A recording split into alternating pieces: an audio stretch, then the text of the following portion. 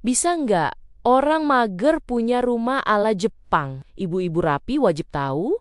Sebelum lanjut, jangan lupa klik tombol subscribe, share, dan like ya.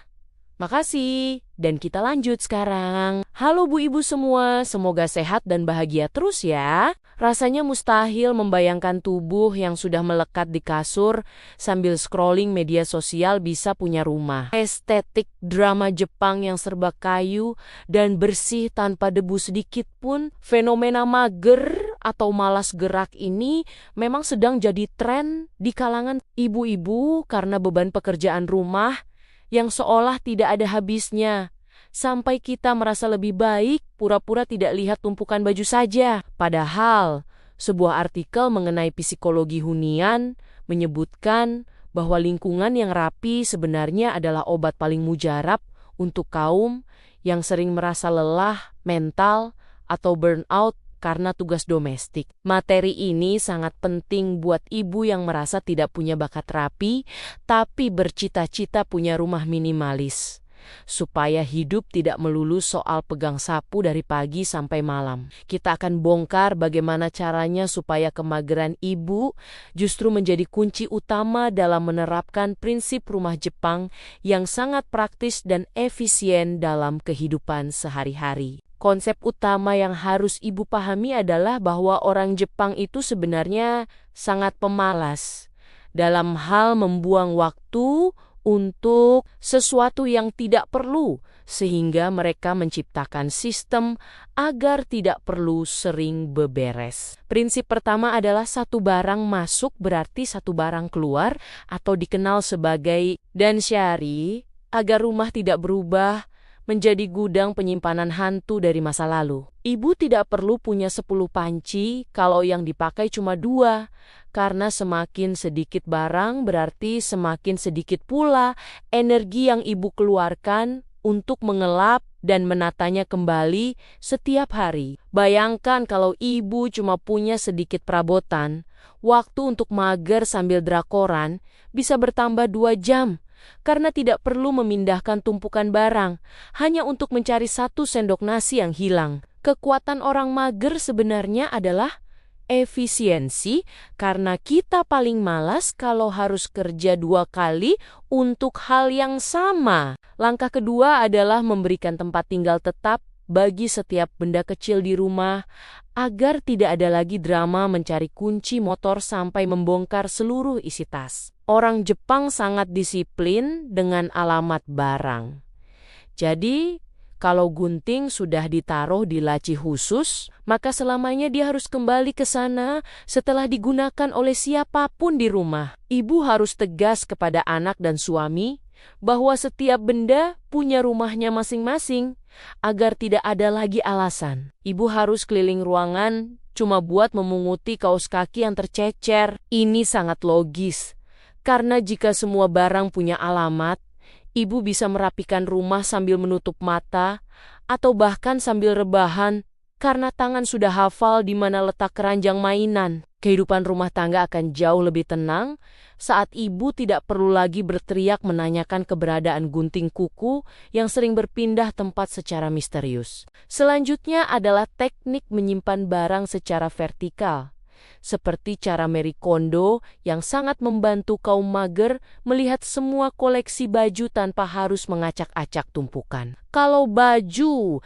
ditumpuk ke atas, biasanya kita akan mengambil yang paling atas terus sampai yang bawah jamuran atau terlupakan selamanya karena malas membongkar. Dengan posisi berdiri, ibu tinggal ambil 1 tanpa merusak susunan lainnya. Jadi tidak ada lagi alasan lemari berantakan hanya gara-gara mau cari kaos favorit di urutan paling bawah. Teknik ini adalah solusi cerdas untuk ibu-ibu yang hobi belanja, tapi malas menata ulang lemari yang sudah penuh sesak seperti antrean sembako gratis. Mata kita akan langsung dimanjakan dengan pemandangan warna baju yang berderet rapi, sehingga semangat untuk bangun dari kasur pun sedikit meningkat. Poin keempat yang sangat berhubungan dengan karakter orang Jepang adalah prinsip kebersihan sebelum beristirahat atau melakukan kegiatan lain yang sangat membantu mencegah tumpukan pekerjaan. Orang Jepang biasanya langsung mengelap kompor setelah memasak saat noda masih basah karena mereka sangat malas kalau harus menyikat lemak yang sudah mengeras keesokan harinya. Ibu bisa meniru ini dengan cara langsung mencuci piring setelah makan atau segera melipat selimut sesaat. Setelah kaki menyentuh lantai kamar, saat bangun tidur memang terdengar berat buat kaum mager, tapi sebenarnya ini adalah cara paling cerdik agar pekerjaan tidak menumpuk jadi gunung yang bikin kita makin malas bergerak. Lebih baik capek 2 menit sekarang daripada harus kerja rodi 2 jam saat akhir pekan tiba, hanya karena semua kotoran sudah bersatu membentuk kerak yang keras. Penting juga bagi ibu untuk mulai menyukai lantai yang kosong, tanpa banyak pajangan yang hanya menjadi magnet debu dan bikin pegal saat harus mengepel. Rumah Jepang identik dengan ruang yang plong karena mereka sadar bahwa semakin banyak barang di lantai, semakin banyak pula hambatan saat kita mau jalan atau sekadar selonjoran. Ibu coba singkirkan rak-rak kecil yang isinya cuma patung pajangan dari kondangan atau vas bunga plastik yang sudah berdebu tebal sejak tahun lalu. Lantai yang bersih dan luas memberikan efek psikologis yang menenangkan. Seolah-olah beban hidup ibu juga ikut berkurang setengahnya hanya karena bisa melihat ubin yang mengilap. Selain itu, menyapu rumah yang tidak banyak rintangannya itu sangat cepat. Bahkan bisa dilakukan sambil mendengarkan musik favorit tanpa harus geser sana-sini. Rahasia terakhir adalah membatasi jumlah furnitur besar yang hanya akan membuat rumah terasa sesak dan susah dibersihkan bagian kolongnya oleh tangan kita yang mungil. Ibu sebaiknya memilih perabotan yang multifungsi atau yang punya kaki tinggi, agar sapu atau robot pembersih bisa lewat dengan mudah tanpa ibu harus membungkuk sampai sakit pinggang. Orang Jepang sering duduk di lantai atau memakai meja lipat agar ruangan bisa beralih fungsi dengan cepat dari tempat makan menjadi tempat kerja atau ruang bermain. Fleksibilitas ini sangat cocok untuk ibu-ibu yang rumahnya tidak terlalu besar tapi ingin tetap merasa luas seperti sedang berada di taman kota. Semakin ringkas perabotan ibu, semakin minim pula waktu yang dibutuhkan untuk membuat rumah terlihat seperti baru saja didekorasi oleh arsitek ternama dari luar negeri. Kesimpulan dari semua obrolan kita hari ini adalah bahwa rumah yang rapi ala Jepang sebenarnya adalah kado terbaik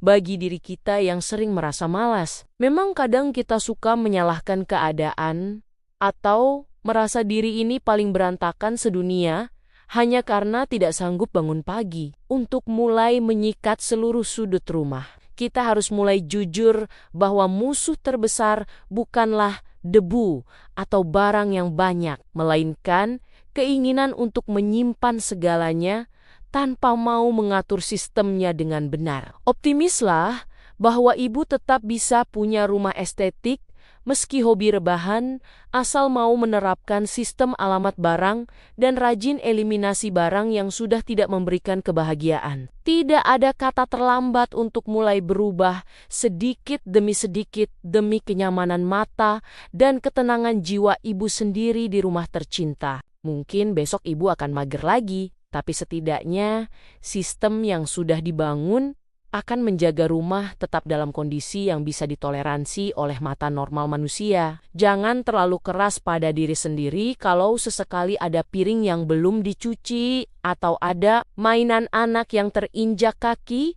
karena rumah itu tempat tinggal, bukan museum yang harus sempurna setiap detik. Kita semua adalah ibu-ibu pejuang yang sedang berusaha melakukan yang terbaik untuk keluarga sambil tetap menjaga kewarasan masing-masing di tengah gempuran tugas. Tertawalah saat melihat rumah berantakan, tarik napas dalam-dalam, lalu mulailah bereskan satu barang saja sebagai langkah awal yang sangat berharga. Semangat buat ibu semua yang ingin hidup rapi, tapi tetap ingin menikmati waktu santai tanpa rasa bersalah yang menghantui sepanjang hari. Rumah ala Jepang bukan cuma soal tampilan, tapi soal bagaimana kita menghargai ruang dan waktu yang kita miliki agar tidak habis hanya untuk urusan beberes rumah saja. Ibu pasti bisa mewujudkannya kalau mau mulai konsisten dengan 1-2 aturan sederhana yang sudah kita bahas tadi tanpa perlu merasa terbebani. Mari kita mulai beberes sekarang juga agar nanti sore kita bisa kembali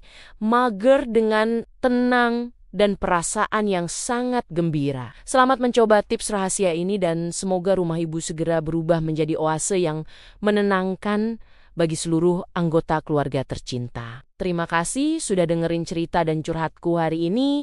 Sampai ketemu di video-video berikutnya. Tetap semangat Bu Ibu semua.